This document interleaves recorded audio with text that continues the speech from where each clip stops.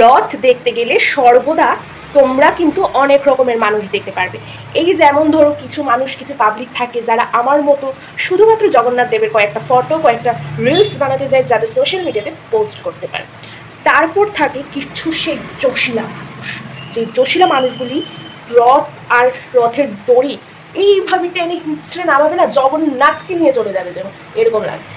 আর কিছু ছেলেদের মনে শুধুমাত্র একটাই উদ্দেশ্য, যাবো জগন্নাথ বাড়িতে, রথও দেখবো, সুন্দর সুন্দরী মেয়েদেরও দেখবো। ওদের কাছে ব্যাপারটা কিছুটা এইরকম যে রথও দেখা হলো আর কলাও বেচা হলো। আর কিছু কিছু সেই সব পাবলিক থাকে যারা রথ দেখতে গিয়ে যখন রথ যাচ্ছে, রথের মধ্যে ইস্কনের কিছু বৈষ্ণবরা যেভাবে ডান্স করছে তাদের সঙ্গে কোনো যোগসূত্র না থাকাকালীনও ঢুকে পড়ছে নাচ করার জন্য। আর কিছু পাবলিক রথের মধ্যে যায় শুধুমাত্র জগন্নাথ দেবের লুটের প্রসাদ কালেক্ট করার জন্য।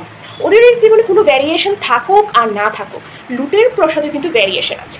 এই যেমন কিছু মানুষ কলা, নাড়ু, আপেল, তিল্লাই, বাতাসা যা পারছে তা কালেক্ট করে প্যাকেটের মধ্যে জমাচ্ছে। এরকম লাগছে পুরো 1 বছরের লুটের প্রসাদ জমিয়ে বাড়িতে নিয়ে যাবে খাবে বলে।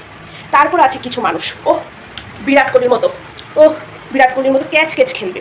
কি বুঝতে পারছো না? আরে লুটের প্রসাদ, কলা, তিল্লাই, বাতাসে যা পাবে, বিরাট কোহলিও এত সুন্দর ক্যাচ নিতে পারবে না। গৌতম গম্ভীর, সুরেশ রানা সব হার মানবে ওদের কাছে। এইভাবে ক্যাচ করবে, দরকার হলে তোমাকে ধাক্কা দিয়ে ফেলে হলেও লুটের প্রসাদ ক্যাচ নেবে।